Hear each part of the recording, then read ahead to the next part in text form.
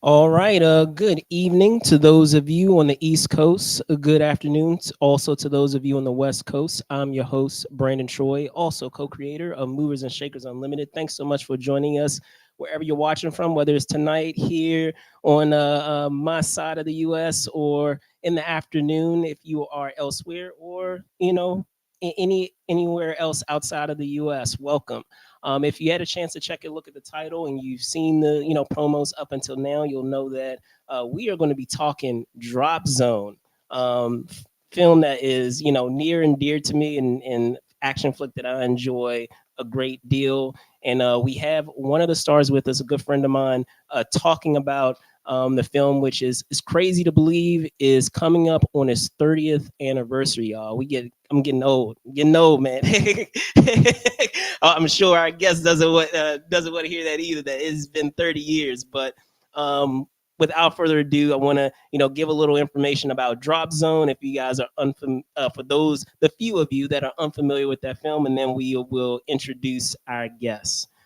So Drop Zone, film from 1994, tells the story of a daring prison break from an airliner at 30,000 feet, which leaves a U.S. Marshal mourning his brother and gunning for revenge. In order to track down the crew responsible and to thwart their next daring heist, he must team up with a noted skydiver to take them down. Now, as I said, just to give a little background about this film, again, it came out in 1994, in December of 1994. It was directed by Saturday Night Fever and Short Circuit director John Badham. The film featured an incredible cast, that included the likes, of course, of Wesley Snipes, Yancey Butler, Kyle Secor, Malcolm Jamal Warner, as well as today's guests. Just to give some insight into their career, they have a career, of course, that spans over 3 decades on both the small and big screen. But they are perhaps best known for their role in the TV series Parker Lewis Can't Lose, and of course the miniseries The Stand, along with films such as Operation Dumbo Drop, the series Stargate SG-1, and much, much more. However, we of course will be reflecting on their role as Selkirk, aka Selly, from the action flick known as Drop Zone. Look at that picture there. No, it's crazy that this is 30 years ago. It is my pleasure to welcome back to the show, friend to the show, Corin Nemec. Let me bring him on now. Corin, what's going on, What's man? happening, my man? How are you? Good to see Good, you. good. Good to see you as well. So, man, it has been a minute, Corin. So, tell me, man, how are things? I know things are crazy busy. I'm sure. I know we were talking a little bit about offline, and even in organizing, having you here on the show. So, how have things been? Yeah, everything has been very good. It's been extremely busy. I got some great films coming out this year, and one of the ones I'm most excited about is Place of Bones, where I'm starring opposite of Heather Graham and Tom Hopper.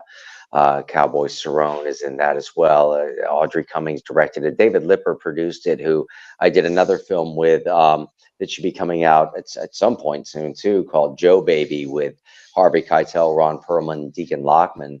I have a nice little role in that. That's where I first met him. But and then a movie called I Feel Fine, which is a very tragic, sad coming of age story, teen angst and all that. I'm not the teenager, but I'm the father of the teenager, and it should be coming out at some point later this year. So I got a bunch of other films as well, but getting to this one, Drop Zone. I mean, that was. I remember when I auditioned for Drop Zone with John Badham, who I became a long term friends with. Actually, I was developing some stuff with him later on in life. I did another film with him too, called Brothers Keeper, in later on in the 90s, that I had a much bigger role, a starring role in.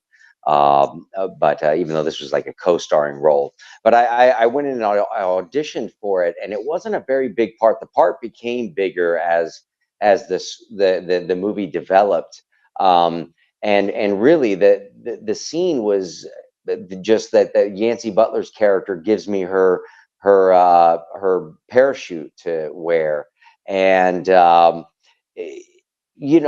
wasn't much to it, but I really had at that time I'd been studying with Manu Tupou at the American Repertory Company, and he was really he stressed the importance of props and totems and amulets and things like that are very important to characters, and I really made this fictional,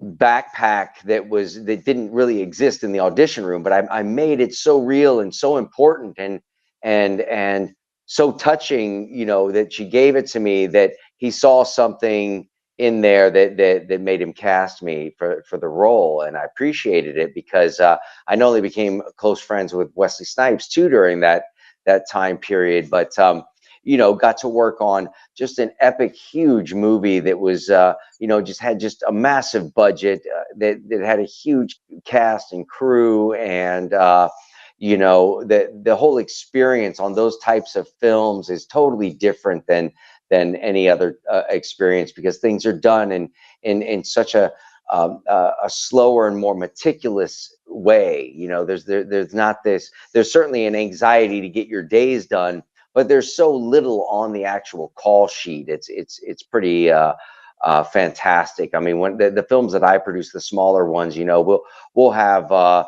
anywhere from 8 to 11 pages or more on a call sheet for the day, and you get to set on one of those films, and it's like 6 or less, But it was a wonderful experience working on that film. Excellent, excellent. So, you had commented at the top, of just the experience of getting involved with the film and talking about the idea of props. And I found that it's fitting because I don't feel like it gets you talk about it all that much, but I mean I'm sure it had an impact on you growing up. Your dad was a set designer from what I understand. So in thinking of that and having an appreciation for that art as well, and how that can uh help you shape a character. I'm sure having that foundation of growing up on sets and having your father that had that skill set also helped in that regard, probably more than you maybe give it credit for, even outside of talking about props. Yeah, yeah, definitely. I mean, and again, on those types of budgets like Drop Zone, they have the money necessary to create the environment that you want to see as the backdrop for the characters to be performing on, or performing against. And when so when you scale it up, when if anybody's ever seen that film that's watching now, or if you haven't seen it in a while, you can go back and watch it. But it's there's a really big world happening there, Yeah, and you can't tell those stories without the right kind of budget. You can, but they're not going to turn out the way Drop Zone turned out. And also, absolutely. you have John Badham, who's headlining it as the director, and that guy, his experience, coming to the table, especially at that time with all the work that he had done with the series of movies. Oh Yes. God, why is this at the moment? Short That circuit. The Lethal Yes. Weapon series. Okay. Yeah, I mean that, just epic. And but my father, that certainly had something to do with it. In fact, it had a lot to do with why I even became an actor, was knowing that as a young kid, I enjoyed, pretending to be other characters from In a fiction different anyway. space. If we were back in the woods, I grew up in Georgia, and there was a huge a swath of woods out where we lived. And we constantly were back there, playing Dungeons and Dragons, or like some kind of Vietnam scenario, or have whatever the adventure was. It was never as real as what I saw my dad doing, when especially when Goonies came out. He was a assistant art director on Goonies, and when I saw those actors who were roughly my age getting to perform or getting to pretend on actual sets and stages, in environments, fully costumed, all the props. That to me was like an extraordinary opportunity. And my mom ended up transferring. She was working with the Nederlanders at the time at the Fox Theater in Atlanta, doing graphic design work for the theater and musicals, stuff like that, plays and musicals. And she had transferred to the Pantages in Hollywood. That's how I ended up in Los Angeles, and I started acting. Within the first year of moving out there, I'd gotten involved with an acting company called Center Stage LA that was directed by Kevin McDermott, and I was introduced to that a theater company which was for youth by a guy named David Van Gorder, who was really well known at the time for starring in the Van Halen music video "Hot for Teacher" as Waldo, the nerd that was had the hots for his teacher. So I became close friends with he and his brother Darren, who's now a very successful photographer. Darren Van Gorder is, and that was my start. I ended up in a very legitimate acting class. We did a showcase for agents and managers. I signed with an agent, and I started auditioning right away. I ended up landing my very first audition. I went on for a Suzuki motorcycle commercial that was being casted by Paul Ventura, and he cast me in a bunch of stuff after that. But that was my first big, you know, real job, was a Suzuki motorcycle commercial that aired during the 1986 Super Bowl. And then I went on to do the movie Tucker, The Man in His Dream, playing Jeff Bridges' son shortly after that. And that solidified me as an upcoming young actor in the film business. So if it wasn't for for those experiences early on, I never would have been in Drop Zone anyway. So we'd never be having this conversation. Very true. Very true. So, I feel like that's a great segue, and you commented, you teased it briefly at the top. Just that idea that there wasn't a whole bunch for the character to do, but testament to you and what you brought to it. I'm sure more was given as an opportunity to do with that character of Selly. So I understand in terms of the ensemble overall, with many of the actors there, just with that idea of that subject matter, or that topic of skydiving, that many of the actors didn't really have as much, and you can correct me if I'm wrong, didn't really have much of an opportunity to like legitly skydive, just based on Yeah, safety there's concerns. I'll give you guys a couple So of inside yeah, scoops. yeah, The first one on the character of Selkirk, he originally was written as having died when he burned in, when the parachute didn't open. And right, when they screened the movie the first time for a test audience, it tested so bad that my character died, that Paramount put the money up for them to go and shoot. And we ended up shooting it in Los Angeles. They brought all the actors back. We all made some extra money. It was great. And they shot the me surviving,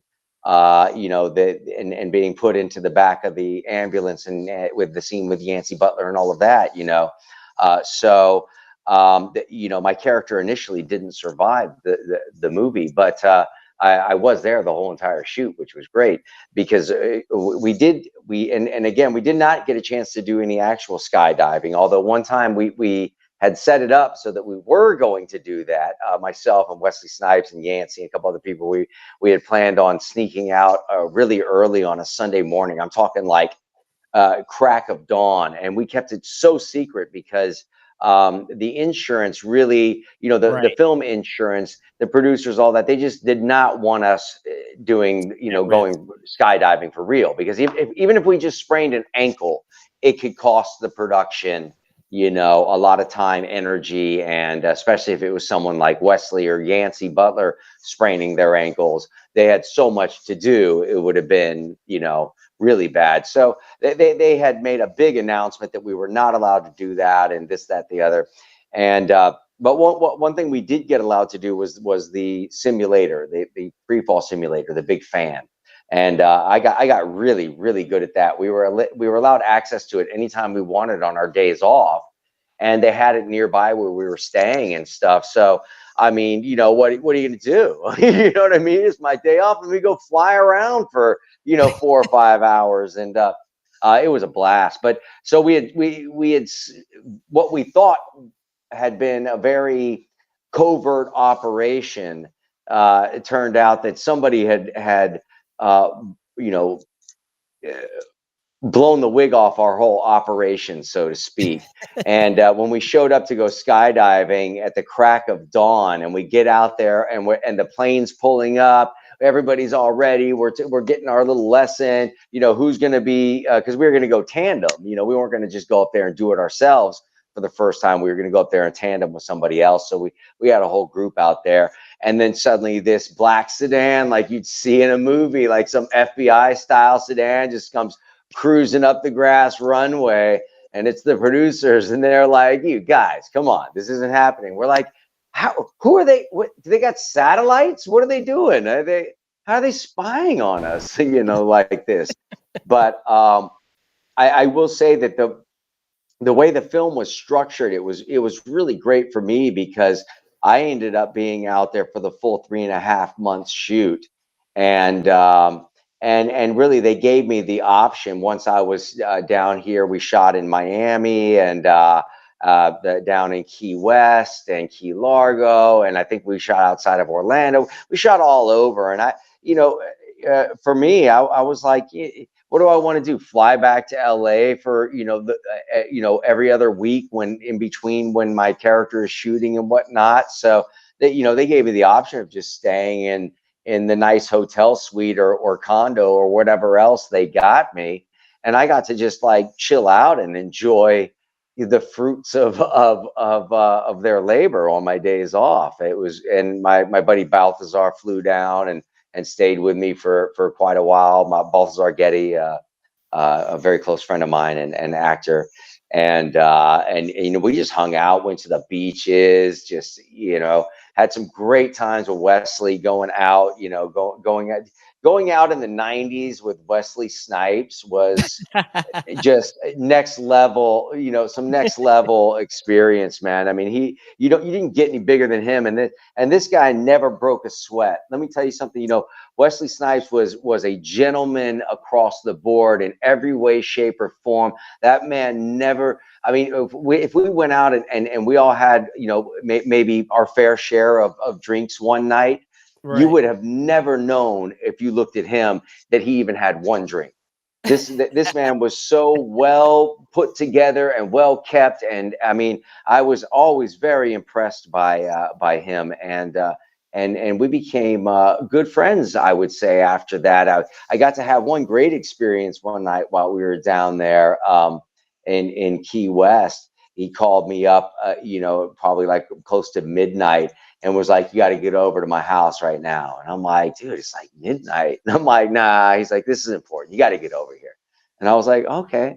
So I took the golf cart and cruised across we're staying in some golf course resort type thing. And he was in some big house down at some other end of it. And I was in the resort condominium things or whatever. And so I cruise down there, and I pull up, and I walk in, and it's him and Woody Harrelson are hanging out there, and Oh, he's like, "I wanted to invite you over. We're having a bro down. Woody just flew in, and I figured, you know what, you should come over here for this." And it was just us three hanging out the whole night, chatting. To just I mean, these guys are very deep individuals. They're heavy into the metaphysics.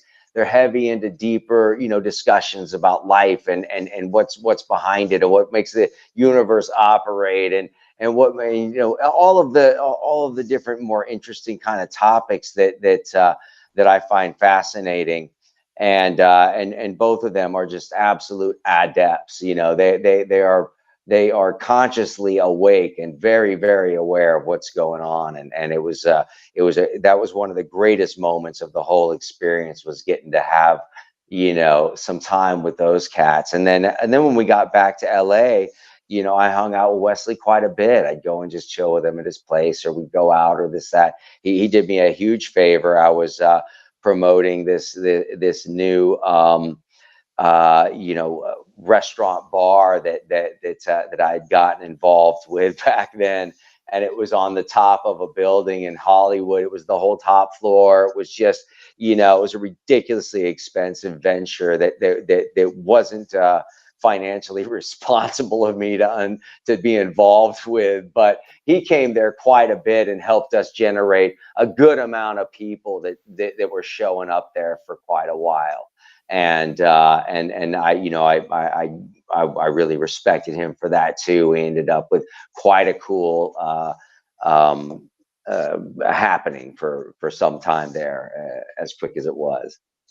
Awesome, awesome, man. Well, it's funny that you bring up Wesley Snipes because in doing some some inside baseball, if you will, research on the film, he it would have been a different lead, from what I understand. So, like, did that what once you were, and I meant to ask this at the top, when you got involved with the project, was it what was the look of the film slightly different? Because I understand that before Wesley, got involved with the project, it might have been, from what I understand, Steven Seagal, and then even with the villain, it could have been, someone else as well. May not have been Busey that it was Yeah, actually well, Andy Garcia. I tell you, I mean, Busey. I feel like everything happens for a reason, but it's just funny, just Yeah, I can't imagine. I mean, I would imagine that if Steven Seagal's name was being thrown around in any way, shape, or form at that time, I don't even know if maybe John Badham had been attached to it yet, because got I it. can't imagine that John Badham,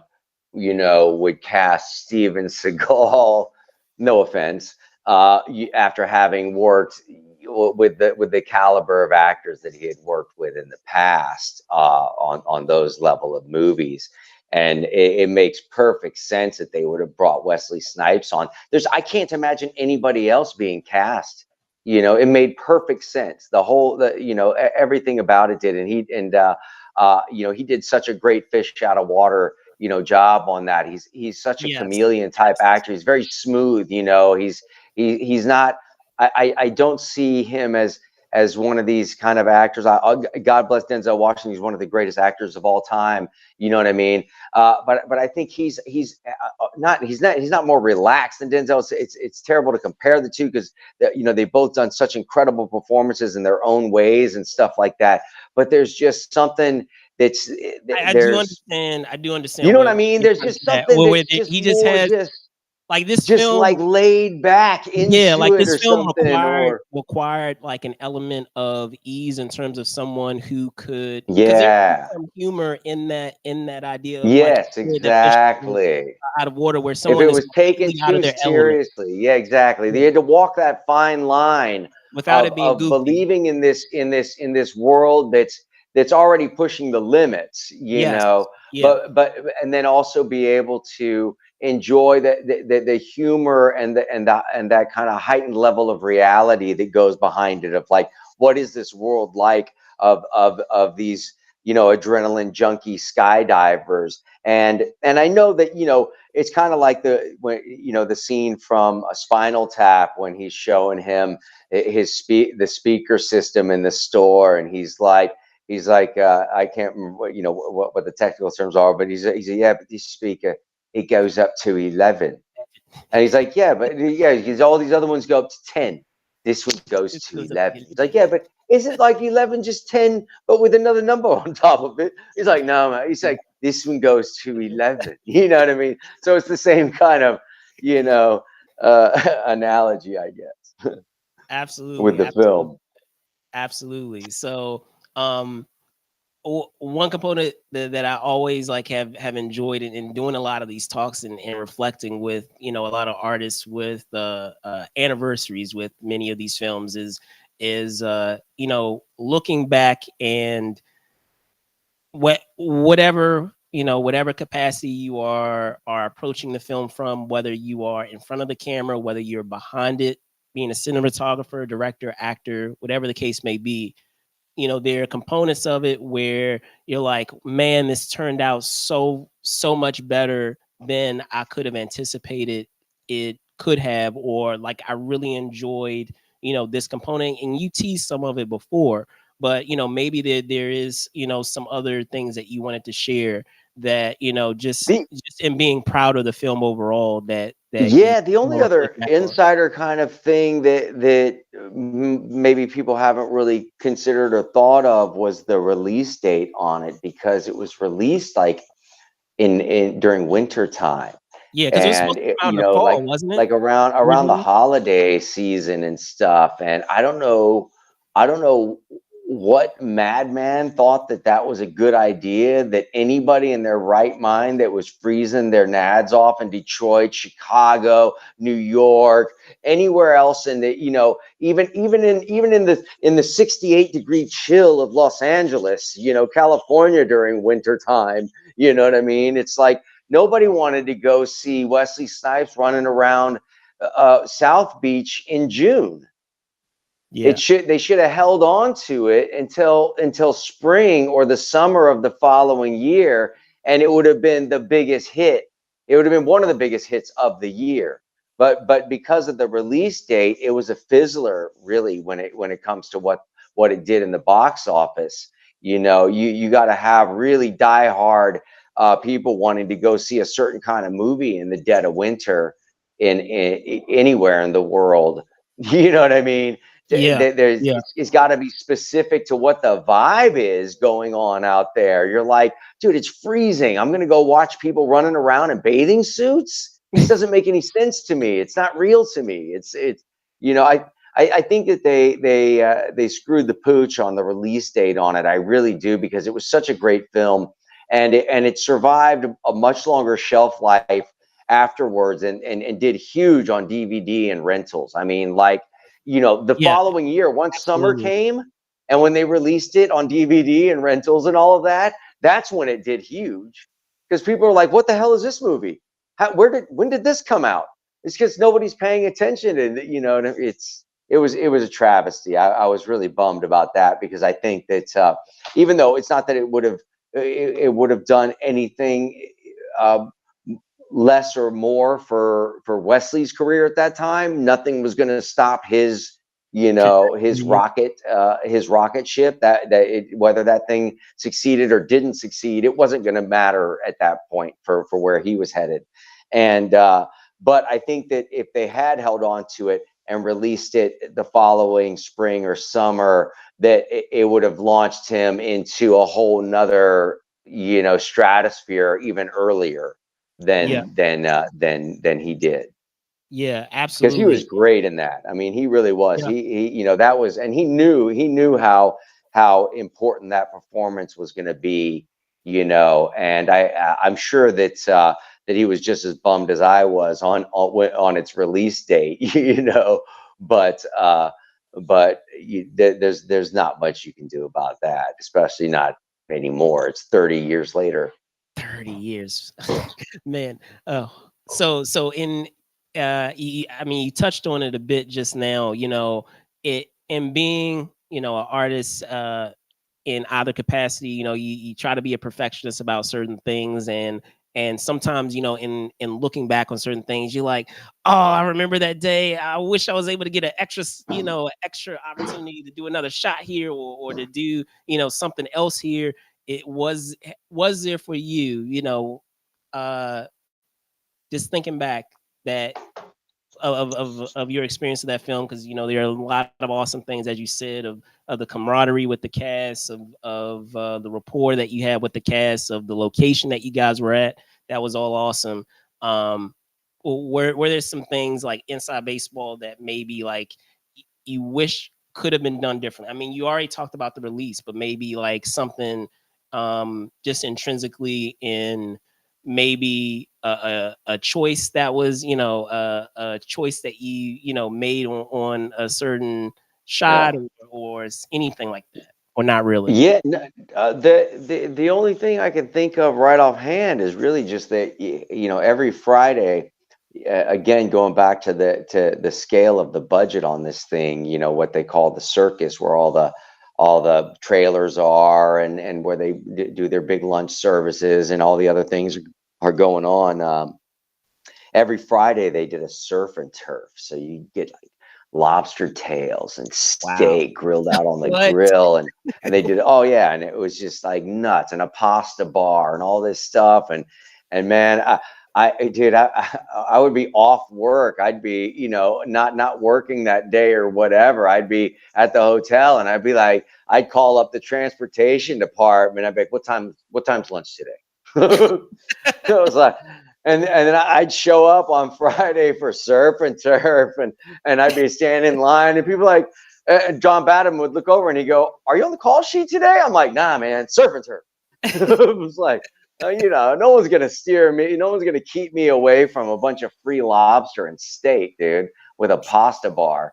It's impossible, dude. I'll go way out of my way to enjoy that. Awesome. Awesome, man. So that was the only thing. It was when is if I forgot that it was a Friday, and I missed out on surf and turf. That's hilarious. So, with that out of the way, I know you got a skedaddle. So, before I let you go, can you tell folks where they can find you, Corin? Yes, my name Corin Nemec, Corinnemec. In front of that is the letter I and M. So I'm Corin Nemec it's a Twitter and Instagram and on Facebook, and if you find anywhere else, it's not me, because I don't really do the social media thing as often as I should. I got sucked into that wormhole for a while. It can be all consuming. You know what I mean? It really can, Yes. man. The internet can be an Yes. all consuming thing, man. It's just like, it's a bizarre. That's a whole nother subject. But I will say that the 30th anniversary of Drop Zone.